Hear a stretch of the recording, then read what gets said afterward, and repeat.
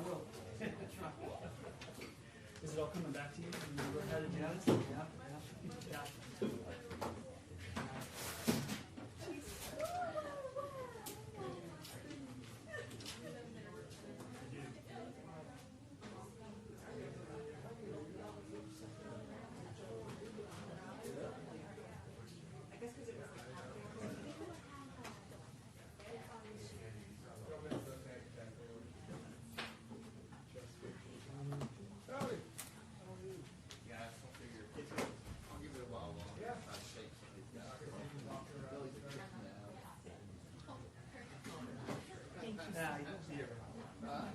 You'll be around forever. You'll never stop.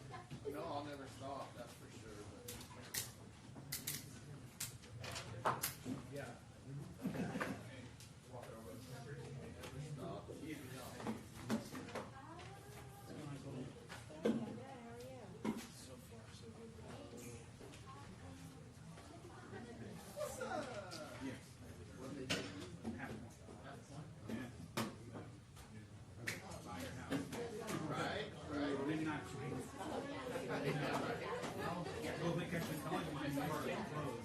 Exactly. It's very I don't think you're out there recently, probably. Yeah. No, but I actually have a college.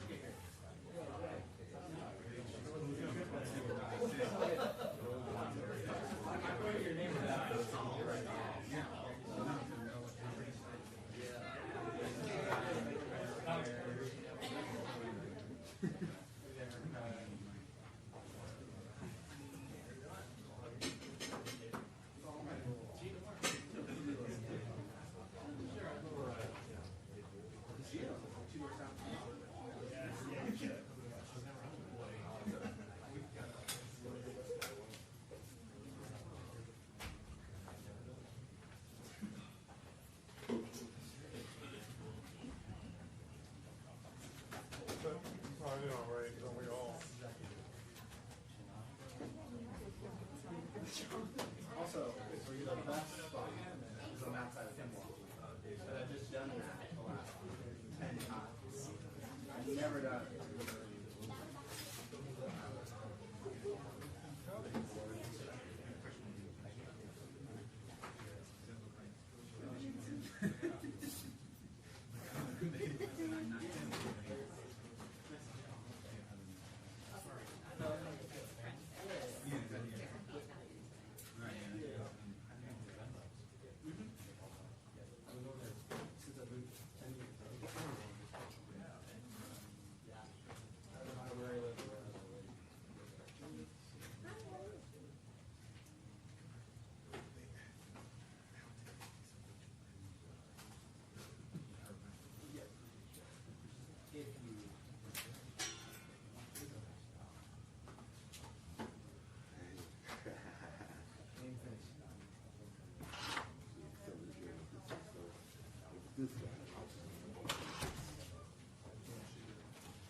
How are you? How are you?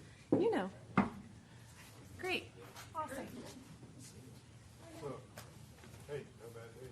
No bad day, actually. I almost wore the button today, and then I was like, I'm telling everybody. when's my next birthday? Oh.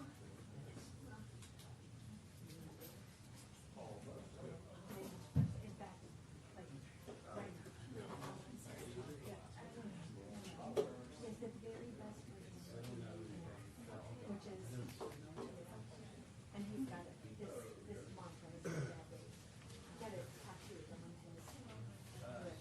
Yeah, they'll be on the side. Yeah.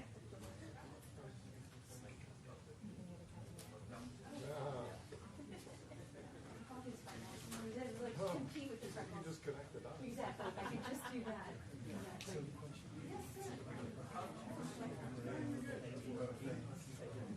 Did you really do it with crayon or do it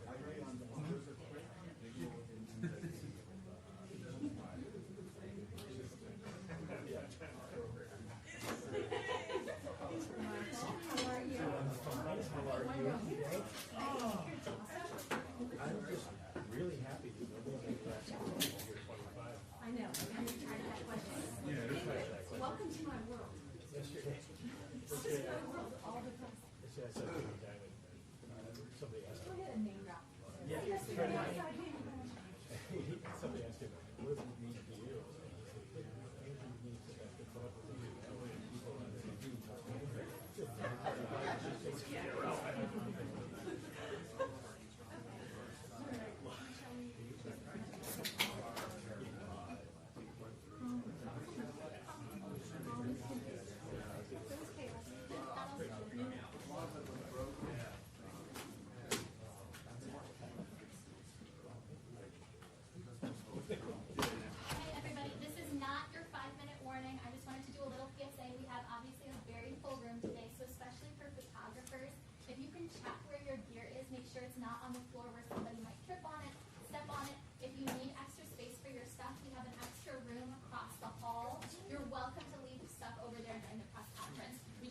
want to make sure that everybody has space to roam.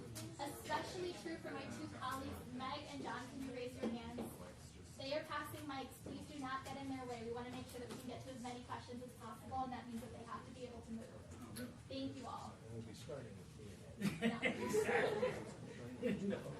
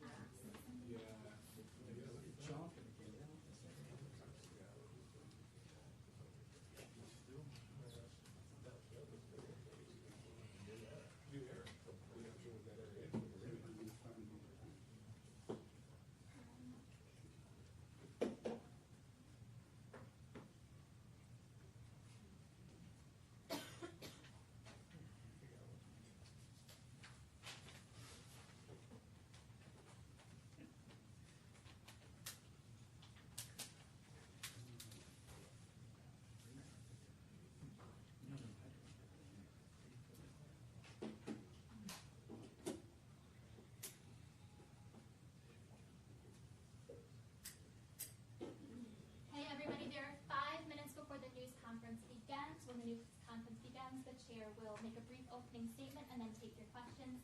If you have a question, please raise your hand, and Michelle Smith, who will be standing at this table over here, will call on you. Please remember to say your name and your outlet before you ask your question. Also, please wait until you have a microphone in your hand. They will be passed by John and Meg over here on either side of the room. Please take a moment right now to silence phones, laptops, cameras, anything that might make a noise during the press conference. And I will be back shortly with a 2-minute warning. Thank you.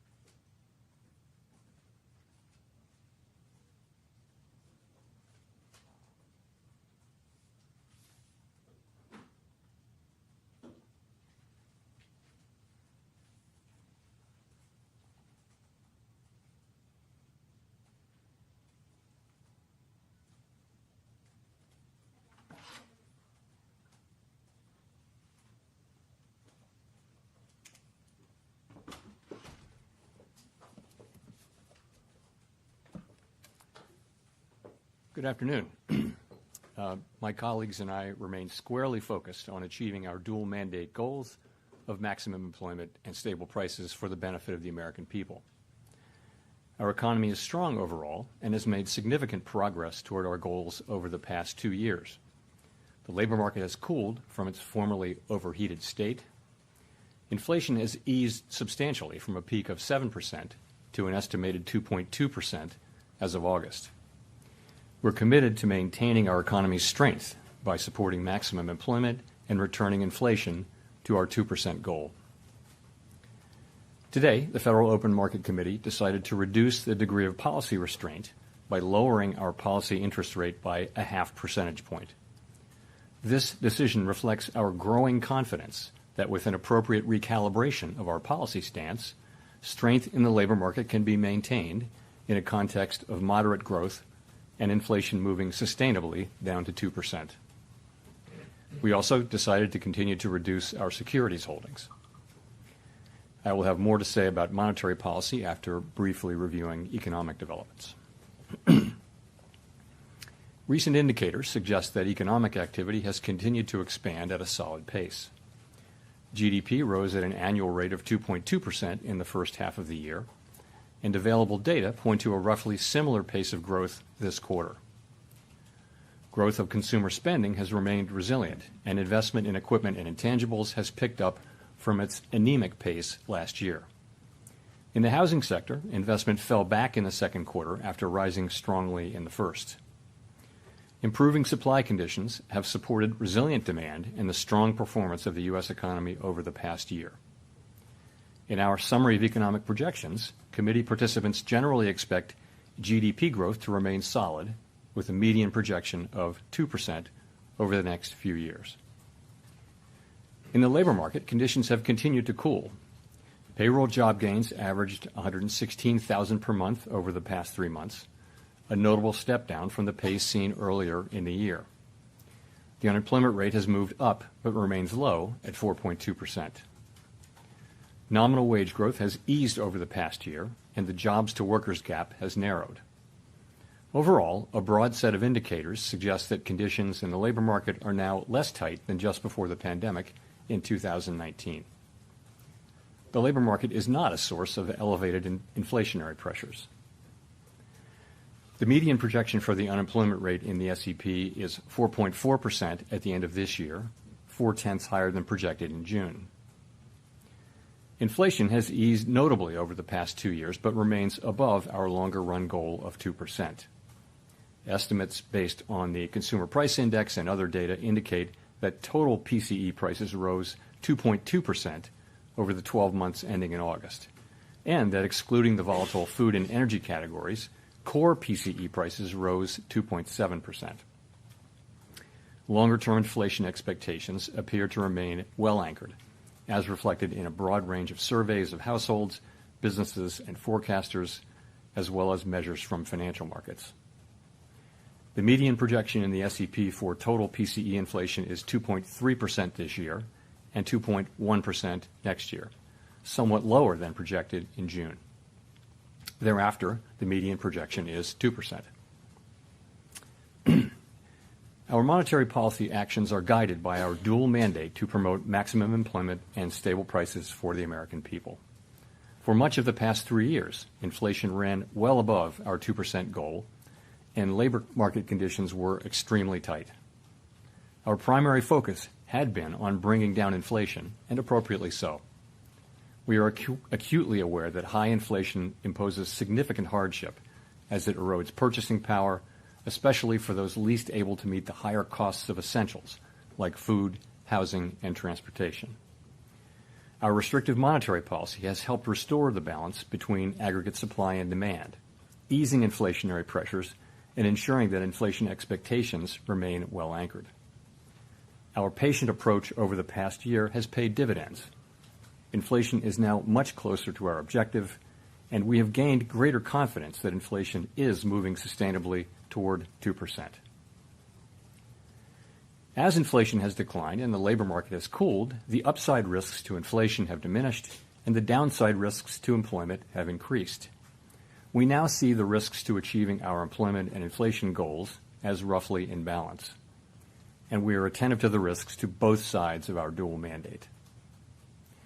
In light of the progress on inflation and the balance of risks, at today's meeting, the committee decided to lower the target range for the federal funds rate by a half percentage point to 4.75% to 5%.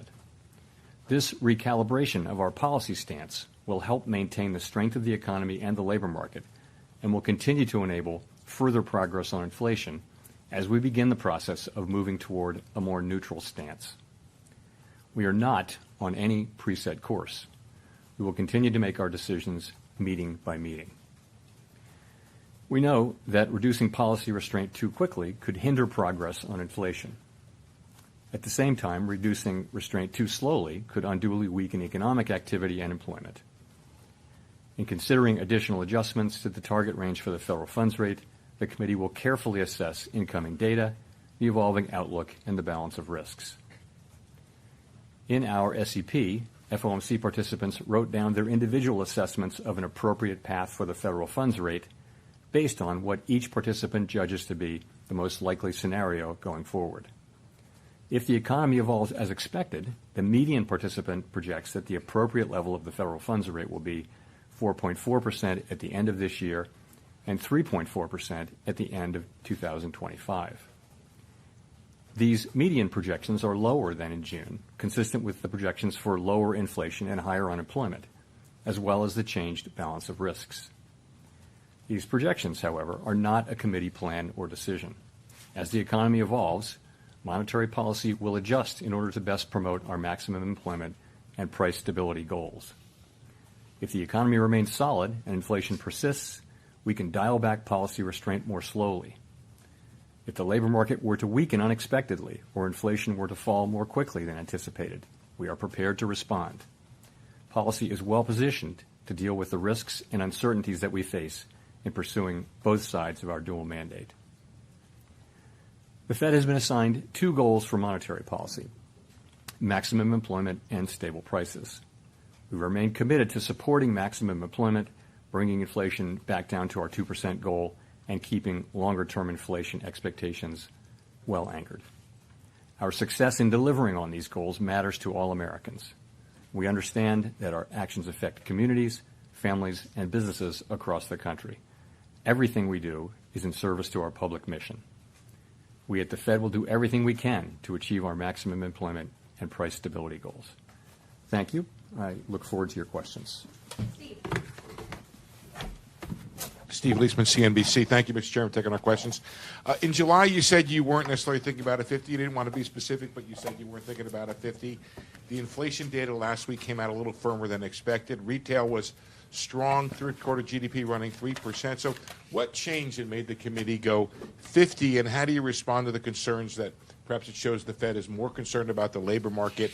And I guess, should we expect more 50s in the months ahead? And based on what should we make that call? Thank you. So, okay, a lot of questions in there. Let me jump in. Since the last meeting, we have had a lot of data come in. We've had the two employment reports, July and August. We've also had two inflation reports, including one that came in during blackout. We had the QCEW report, which suggests that suggests that the payroll report numbers that we're getting may be artificially high and will be revised down. You know that. We've also seen anecdotal data like the Beige Book. So we took all of those and we went into blackout and we thought about what to do, and we concluded that this was the right thing for the economy, for the people that we serve, and that's how we made our decision. So that's one question. What was the second and third? How do we make the sorry, thank you, sir. How do we figure out in the months ahead, is there another 25 or 50 coming in? Based on what shall we make that call? Thank you. Sure. So a couple things. A good place to start is the SEP, but let me start with what I said, which was that we're going to be making decisions meeting by meeting based on the incoming data, the evolving outlook, the balance of risks. If you look at the SEP, you'll see that it's a process of recalibrating our policy stance away from where we had it a year ago when inflation was high and unemployment low, to a place that's more appropriate given where we are now and where we expect to be. And that process will take place over time. There's nothing in the SEP that suggests the committee is in a rush to get this done. This process evolves over time. Of course, that's a projection. That's a baseline projection. We know, as I mentioned in my remarks, that the actual things that we do will depend on the way the economy evolves. We can go quicker if that's appropriate. We can go slower if that's appropriate. We can pause if that's appropriate. But that's what we were contemplating. I would point you to the SEP as just an assessment of where of what the committee is thinking today, what the individual members rather of the committee are thinking today, assuming that their particular forecasts are realized. Hi, Chris Rugaber at Associated Press. Thank you. The projections show that the Fed officials expect the Fed funds rate to still be above their estimate of long-run neutral by the end of next year. So does that suggest you see rates as restrictive for that entire period? Does that threaten the weakening of the job market that you said you'd like to avoid? Or does it suggest that maybe people see the short-run neutral as a little bit higher than long? Thank you. I think the way I would really characterize it is this. I think people write down their estimate, individuals do. I think every single person on the committee, if you ask them what's your level of certainty around that, they would say there's a wide range where that could fall. So I think we don't know. There are model-based approaches and empirically based approaches that estimate what the neutral rate will be at any given time. But realistically, we know it by its works. So that leaves us in a place where we expect, in the base case, to be continuing to remove restriction, and we'll be looking at the way the economy reacts to that, and that'll be guiding us in our thinking about the question that we're asking at every meeting, which is our policy stance the appropriate one? We know, if you go back, we know that the policy stance we adopted in July of 2023 came at a time when unemployment was 3.5% and inflation was 4.2%. Today, unemployment is up to 4.2%. Inflation's down to a few tenths above 2. So we know that it is time to recalibrate our policy to something that is more appropriate given the progress on inflation and on employment moving to a more sustainable level. So that the balance of risks are now even. And this is the beginning of that process. I mentioned the direction of which is toward a sense of neutral. And we'll move as fast or as slow as we think is appropriate in real time. But what you have is our individual accumulation of individual estimates of what that will be in the base case.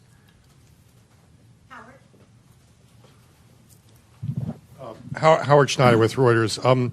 How close was this in terms of the decision? You do have the first dissent by a governor since 2005, I think. Was the weight clearly in favor of a 50, or was this a very close decision? I think we had a good discussion. If you go back, I talked about this at Jackson Hole, but I didn't address the question of the size of the cut, left it open, and I think we left it open going into blackout. And so there was a lot of discussion back and forth, good diversity of opinion, excellent discussion today. I think there was also broad support for the decision that the committee voted on. So I would add, though, look at the SEP. All 19 of the participants wrote down multiple cuts this year, all 19. That's a big change from June, right? 7 of them wrote down 3 or more, 17 of the 19 wrote down 3 or more cuts, and 10 of the 19 wrote down 4 or more cuts. So, there is a dissent, and there's a range of views, but there's actually a lot of common ground as well. Follow up to that, now that this is in the books, can you give us some guidance as sort of follow up to Steve on the pacing here? Would you expect this to be running every other meeting once we get into next year? For example? We're going to take it meeting by meeting. As I mentioned, there's no sense that the committee feels it's in a rush to do this. We made a good, strong start to this, and that's really, frankly, a sign of our confidence. Confidence that inflation is coming down toward 2% on a sustainable basis. That gives us the ability. We can, make a good, strong start. But and I'm very pleased that we did. To me, the logic of this, both from an economic standpoint and also from a risk management standpoint, was clear. But I think we're going to go carefully, meeting by meeting, and make our decisions as we go.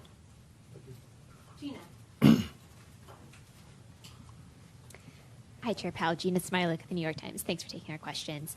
You and your colleagues in your economic projections today see the unemployment rate climbing to 4.4% and staying there.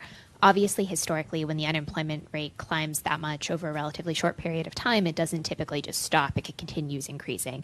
And so I wonder if you can walk us through why you see the labor market stabilizing, sort of what's the mechanism there, and what do you see as the risks?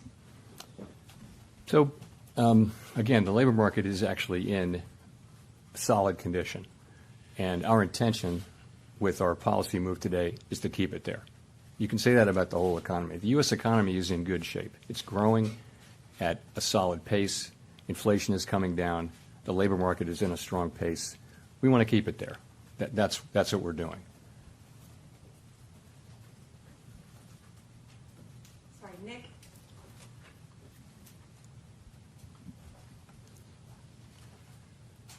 Nick Timmeros of the Wall Street Journal. Chair Powell, does today's action constitute a catch-up in action given recent substantial revisions to the employment data? Or is this larger than typical rate cut a function of the elevated nominal level of the policy rate such that an accelerated cadence could be expected to continue? Okay. Multiple questions in there. So I would say we don't think we're behind. We do not think we think this is timely. But I think you can take this as a sign of our commitment not to get behind. So it's a strong move. Sorry, your other question was? Well, is this about what happened in the employment data between this meeting and the last meeting, or is this about the level of the funds rate, the high nominal level of the funds rate relative to what might be expected if you're trying to maintain equilibrium? So I think it's about we come into this with a policy position that was put in place, as you know, I mentioned in July of 2023, which was a time of high inflation and very low unemployment. We've been very patient about reducing the policy rate. We've waited. Other central banks around the world have cut, many of them several times. We've waited, and I think that patience has really paid dividends in the form of our confidence that inflation is moving sustainably down to 2%. So I think that is what enables us to take this strong move today. I do not think that anyone should look at this and say, oh, this is the new pace. You have to think about it in terms of the base case. Of course, what happens will happen. So in the base case, what you see is look at the SEP. You see cuts moving along. The sense of this is we're recalibrating policy down over time to a more neutral level. And we're moving at the pace that we think is appropriate given developments in the economy in the base case. The economy can develop in a way that would cause us to go faster or slower, but that's what the base case says. And if I could follow up on the balance sheet. In 2019, when you did the mid-cycle adjustment, you ceased the balance sheet runoff. With a larger cut today, should there be any signal inferred about how the committee would approach end state on the balance sheet policy? So in the current situation, reserves have really been stable. They haven't come down. So reserves are still abundant and expected to remain so for some time. As you know, the shrinkage in our balance sheet has really come out of the overnight RRP. So I think what that tells you is we're not thinking about stopping runoff because of this at all. We know that these two things can happen side by side. In a sense, they're both a form of normalization. And so for a time, you can have the balance sheet shrinking but also be cutting rates. Colby. Thank you. Colby Smith with the Financial Times. Just following up on Gina's question on rising unemployment, is it your view that this is just a function of a normalizing labor market amid improved supply? Or is there anything to suggest that something more concerning perhaps is taking place here, given that other metrics of labor demand have softened too? And I guess in direct follow-up to Gina is, why should we not expect a further deterioration in labor market conditions if policy is still restrictive? So I think what we're seeing is clearly labor market conditions have cooled off by any measure, as I talked about in Jackson Hole. And but they're still at a level. The level of those conditions is actually pretty close to what I would call maximum employment. So you're close to mandate, maybe at mandate on that. So what's driving it? Clearly, payroll job creation has moved down over the last few months, and this bears watching. meant by many other measures, the labor market has returned to or below 2019 levels, which was a very good, strong labor market, but this is more sort of 2018-17. So the labor market bears close watching, and we'll be giving it that. But ultimately, we believe, with an appropriate recalibration of our policy, that we can continue to see the economy growing, and that will support the labor market. In the meantime, if you look at the growth in economic activity data, retail sales data that we just got, second quarter GDP, all of this indicates an economy that is still growing at a solid pace. So that should also support the labor market over time. So, but again, it bears watching, and we're watching. And just on the point about starting to see rising layoffs, if that were to happen, wouldn't the committee already be too late in terms of avoiding a recession? So our plan, of course, has been to begin to recalibrate. And as you know, we're not seeing rising claims. We're not seeing rising layoffs. We're not seeing that, and we're not hearing that from companies that that's something that's getting ready to happen. So we're not waiting for that, because there is thinking that the time to support the labor market is when it's strong, and not when you begin to see the layoffs. There's some lore on that. So that's the situation we're in. We have, in fact, begun the cutting cycle now, and we'll be watching, and that'll be one of the factors that we consider. Of course, we're going to look at the totality of the data as we make these decisions meeting by meeting. Michael McKee with Bloomberg TV and Radio. To follow up on that, what would constitute for you and the committee a deterioration in the labor market? You're pricing in basically by the end of next year 200 basis points of cuts just to maintain a higher unemployment rate. Would you be moving to a more preemptive monetary policy style rather than, as you did with inflation, waiting until the data gave you a signal? No, we're going to be watching all of the data, right? So if, as I mentioned in my remarks, if the labor market were to slow unexpectedly, then we have the ability to react to that by cutting faster. We're also going to be looking at our other mandate, though. We have greater confidence now that inflation is moving down to 2%, but at the same time, our plan is that we will be at 2%, over time. So. And policy, we think, is still restrictive, so that should still be happening. I'm just curious as to how sensitive you'll be to the labor market, since you forecast we are going to see higher unemployment, and it is going to take a significant amount of monetary easing to just maintain it. So, what I would say is we don't think we need to see further loosening in labor market conditions to get inflation down to 2%. But we have a dual mandate, and I think you can take this whole action as take a step back. What have we been trying to achieve? We're trying to achieve a situation where we restore price stability without the kind of painful increase in unemployment that has come sometimes with disinflation. That's what we're trying to do.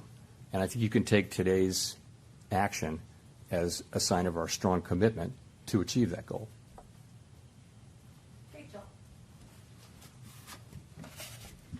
Hi, Chair Powell. Rachel Siegel from the Washington Post. Thanks for taking our questions. You're describing this view that you don't think you're behind when it comes to the job market. Can you walk us through the specific data points that you found to be most helpful in the discussions at this meeting? You've mentioned a couple, but would you be able to walk us through what that dashboard told you as far as what you know about the job market now? Sure. So we'll start with unemployment, which is the single most important one probably. You're at 4.2%. That's, I know that's higher than we were used to seeing numbers in the mid and even below mid threes last year. But if you look back over the sweep of the years, that's a very healthy unemployment rate. And anything in the low fours is a good labor market. So that's one thing. Participation is at high levels. It's, we're right adjusted for demographics, for aging. Participation's at pretty high levels. That's a good thing. Wages are still a bit above what would be their wage increases, rather, are still just a bit above where they would be over the very longer term to be consistent with 2% inflation, but they're very much coming down to what that sustainable level is, so we feel good about that. Vacancies per unemployed is back to what is still a very strong level. It's not as high as it was that number reached 2 to 1, 2 vacancies for every unemployed person, as measured. It's now below around 1, but that's still a very good number, I would say. Quits have come back down to normal levels. I mean, I could go on and on. There are many employment indicators. What do they say? They say this is still a solid labor market. The question isn't the level. The question is that there has been change, particularly over the last few months. And so what we say is, as the risks, the upside risks to inflation have really come down, the downside risks to employment have increased. And because we have been patient and held our fire on cutting while inflation has come down, I think we're now in a very good position to manage the risks to both of our goals. And what do you expect to learn between now and November that will help inform the scale of the cut at the next meeting? More data, the usual. Don't look for anything else. We'll see another labor report. We'll see another jobs report. I think we get a second jobs report on the day of the meeting, I think. Or no, on the Friday before the meeting. And inflation data. We'll get all this data. We'll be watching. It's always a question of look at the incoming data and ask what are the implications of that data for the evolving outlook and the balance of risks, and then go through our process and think what's the right thing to do. Is policy where we want it to be to foster the achievement of our goals over time? So that's what it is, and that's what we'll be doing. Hi, Chair Powell. Neil Irwin with Axios. We've only been running a little above 100,000 jobs a month on payrolls the last 3 months. Do you view that level of job creation as worrying or alarming, or would you be content if we were to kind of stick at that level? And relatedly, one of the welcome trends of the last couple of years has been labor market steam coming out through job openings falling rather than job losses. Do you think that trend has further to run, or do you see risk that further labor market cooling will have to come through job losses? So on the job creation, it depends on the inflows, right? So if you're having millions of people come into the labor force, and you're creating 100,000 jobs, you're going to see unemployment go up. So it really depends on what's the trend underlying the volatility of people coming into the country. We understand there's been quite an influx across the borders, and that has actually been one of the things that's allowed unemployment rate to rise. And the other thing is just the slower hiring rate, which is something we also watch carefully. So it does depend on what's happening on the supply side.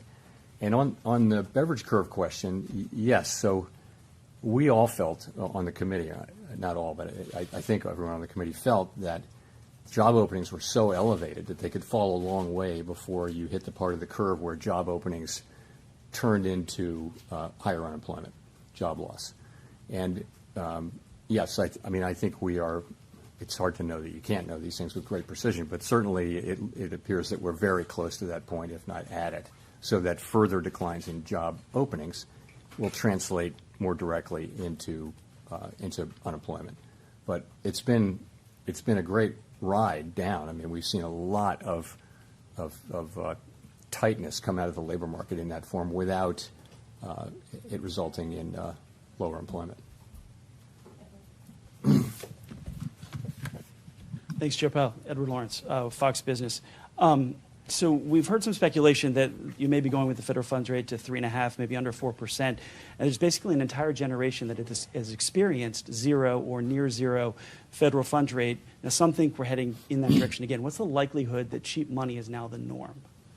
So this is a question. You mean after we get through all of this? It's just a great question that we can only speculate about. Intuitively, many people anyway would say we're probably not going back to that era where there were trillions of dollars of sovereign bonds trading at negative rates, long-term bonds trading at negative rates. And it looked like the neutral rate might even be negative. So people were issuing debt at negative rates. It seems that's so far away now. My own sense is that we're not going back to that. But, honestly, we're going to find out. But it feels to me that the neutral rate is probably significantly higher than it was back then. How high is it? I just don't think we know. We only know it by its works. One more. How do you respond to the criticism that will likely come that a deeper rate cut now before the election has some political motivations? Yeah, so, this is my fourth presidential election at the Fed, and, it's always the same. We're always going into this meeting in particular and asking what's the right thing to do for the people we serve. And we do that, and we make a decision as a group, and then we announce it. And that's always what it is. It's never about anything else. Nothing else is discussed. And I would also point out that the things that we do really affect economic conditions for the most part with a lag. So nonetheless, this is what we do. Our job is to support the economy on behalf of the American people.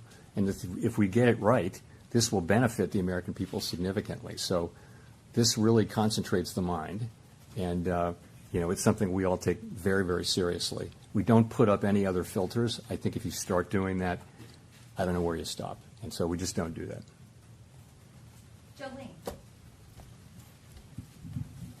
Thank you, Chair Powell. I'm Jolene Kent with CBS News.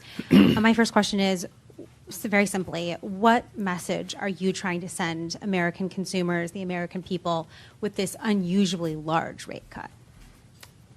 I would just say that, the U.S. economy is in a good place, and our decision today is designed to keep it there. More specifically, the economy is growing at a solid pace. Inflation is coming down closer to our 2% objective over time. And the labor market is still in solid shape. So our intention is really to maintain the strength that we currently see in the U.S. economy. And we'll do that by returning rates from their high level, which has really been the purpose of which has been to get inflation under control.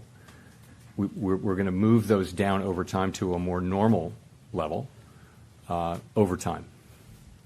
Just a quick follow-up to that. Listening to you talk about inflation moving meaningfully down to 2%, is the Federal Reserve effectively declaring a decisive victory over inflation and rising prices? No, we're not. So inflation, what we say is we want inflation, the goal is to have inflation move down to 2% on a sustainable basis. And, we're not really, we're close, but we're not really at 2%. And I think we're going to want to see it be, around 2% and close to 2% for some time. But we're certainly not we're not saying mission accomplished or anything like that. But I have to say, though, we're encouraged by the progress that we have made.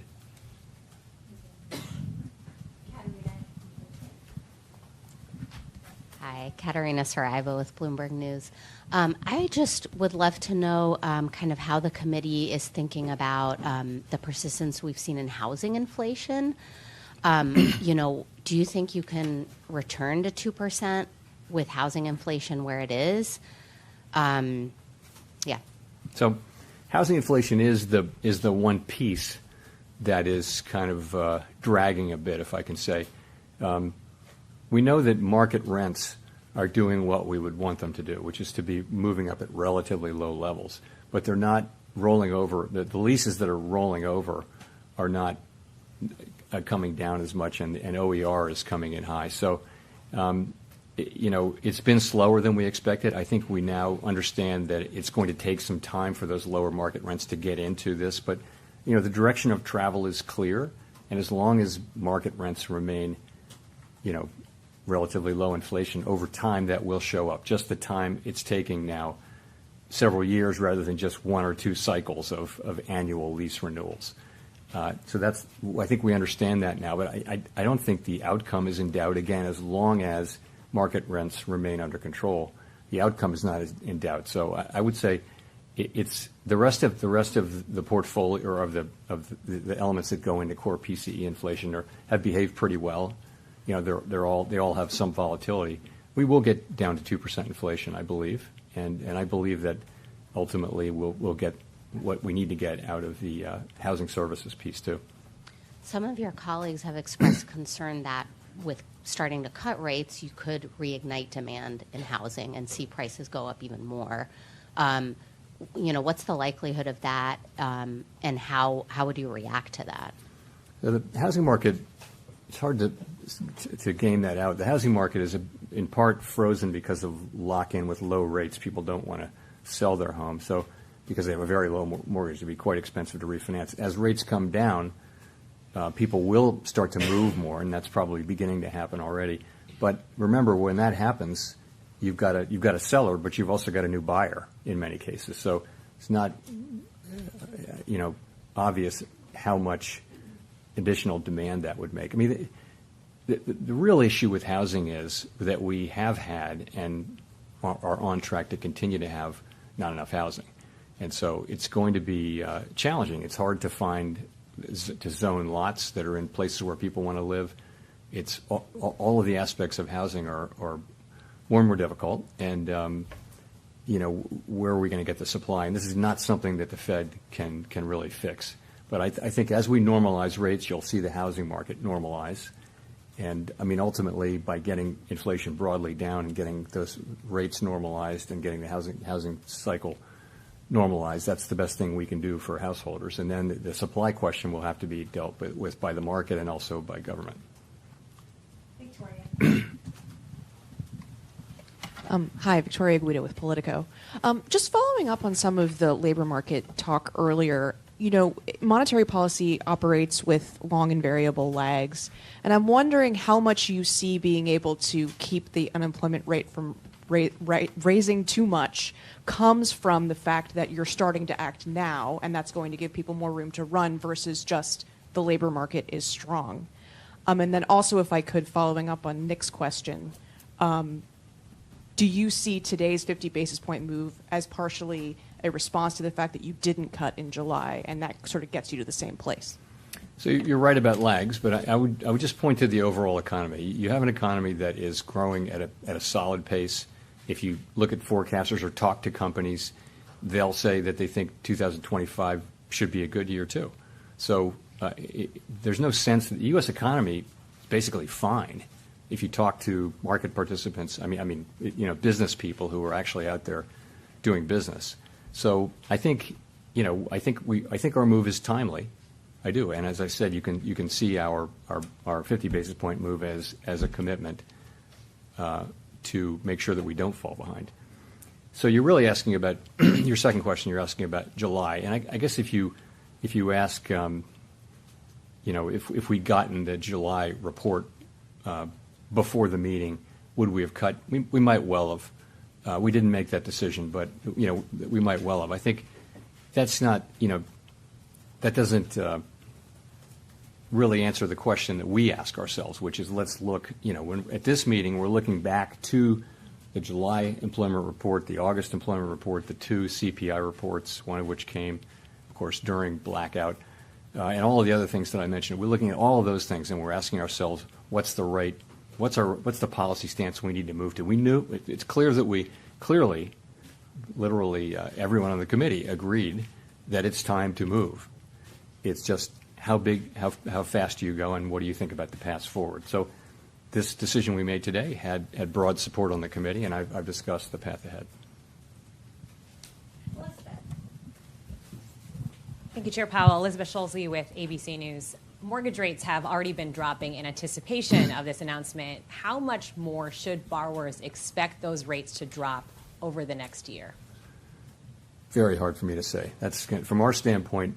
I can't really speak to mortgage rates. I will say, that'll depend on how the economy evolves. Our intention, though, is we think that our policy was appropriately restrictive. We think that it's time to begin the process of recalibrating it to a level that's more neutral rather than restrictive. We expect that process to take some time, as you can see in the projections that we released today. And if things work out according to that forecast, other rates in the economy will come down as well. However, the rate at which those things happen will really depend on how the economy performs. We can't look a year ahead and know what the economy is going to be doing. What's your message to households who are frustrated that home prices have still stayed so high as rates have been high? What do you say to those households? Well, what I can say to the public is that we had a burst of inflation. Many other countries around the world had a similar burst of inflation, and when that happens, part of the answer is that we raise interest rates in order to cool the economy off, in order to reduce inflationary pressures. It's not something that people experience as pleasant, but at the end, what you get is low inflation restored, price stability restored. And a good definition of price stability is that people in their daily decisions, they're not thinking about inflation anymore. That's where everyone wants to be, is back to what's inflation. We just keep it low, keep it stable. We're restoring that. So what we're going through now really it restores, it will benefit people over a long period of time. Price stability benefits everybody over a long period of time just by virtue of the fact that they don't have to deal with inflation. So that's what's been going on, and I think we've made real progress. We don't tell people how to think about the economy, of course, and of course people are experiencing high prices as opposed to high inflation, and we understand that's painful. Greg.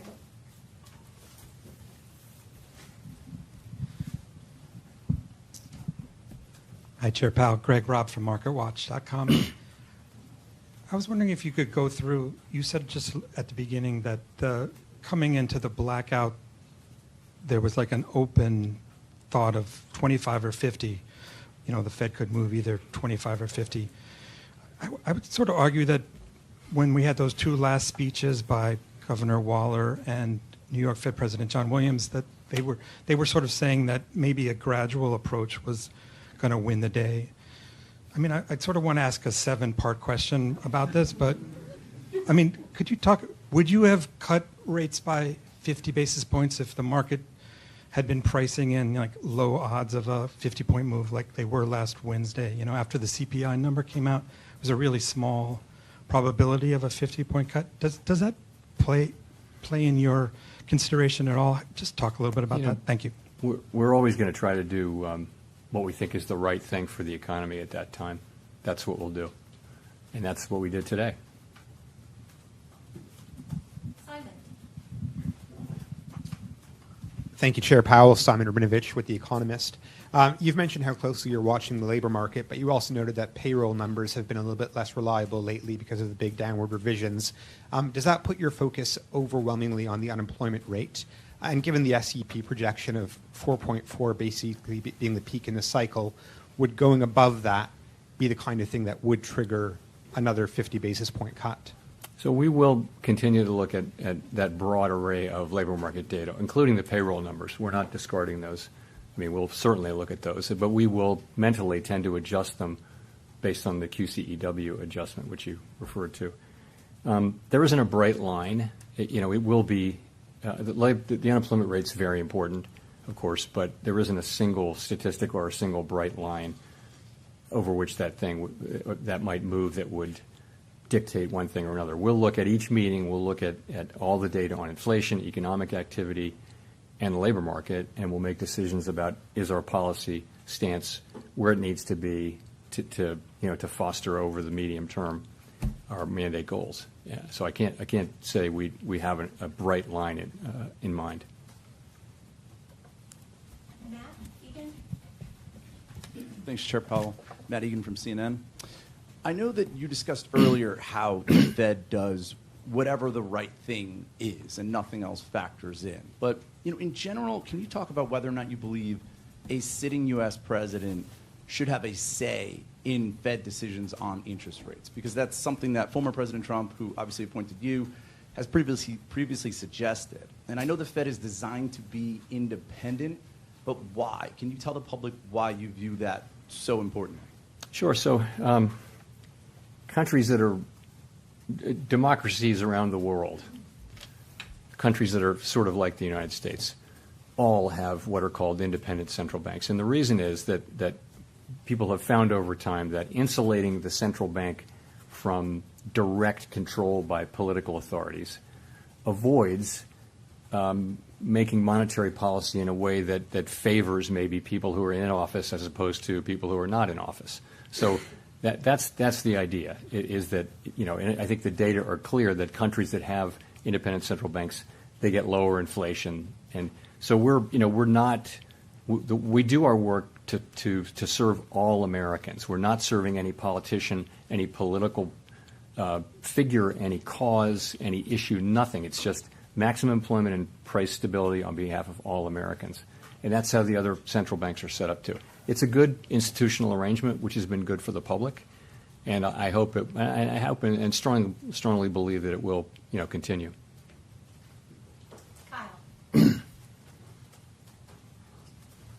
Kyle Campbell for American Banker. Thanks for taking the questions, Chair Powell. A couple regulatory developments in the past week that I want to ask you about. First, last week, Vice Chair for Supervision, Michael Barr, outlined his views for the changes to the Basel III Endgame. I'm wondering if you are in alignment with him on what those changes should be, if those have support on the board in a broad way that you're looking for, and if you think the other agencies are also fully on board with that approach. And then yesterday, other banking regulators. You know what? Hold the second question. Okay, sure. We'll give you the second question. So, the answer to your question is that yes, those changes were negotiated between the agencies with my support and with my involvement, with the idea that we were going to repropose the changes that Vice Chair Barr talked about, and then take comment on them. So yes, that is, that's happening with my support. Is there a date for that? That's not a final proposal, though. You understand? We're putting them out for comment. We're going to take comment and make appropriate changes. We don't have a calendar date for that. And as for the other agencies, the idea is that we're all moving together. We're not moving separately. So that I don't know exactly where that is, but the idea is that we will move as a group to put this again out for comment, and then it'll come. The comments will come back 60 days later, and we'll dive into them, and we'll try to bring this to a conclusion sometime in the first half of next year. Right. And then yesterday there were merger reform finalizations from the other bank regulators. What does the Fed have to do to align itself on merger? I would bounce that question to Vice Chair Barr. It's a good question, but I don't have that today. Thanks. Jennifer for the last question. Thank you, Chair Powell. Jennifer Schonberger with Yahoo Finance. You said earlier that the decision today reflects with appropriate recalibration strength in the labor market that can be maintained in the context of moderate growth. Even though the policy statement says you view the risks to inflation and job growth as roughly balanced.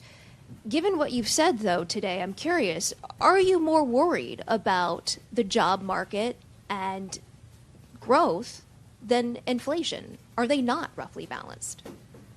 No, I think, and we think they are now roughly balanced. So if you go back for a long time, the risks were on inflation. We had a historically tight labor market, historically tight. There was a severe labor shortage, so very hot labor market, and we had inflation way above target. So, that said to us, concentrate on inflation, and we did for a while, and we kept at that. That the stance that we put in place 14 months ago was a stance that was focused on bringing down inflation.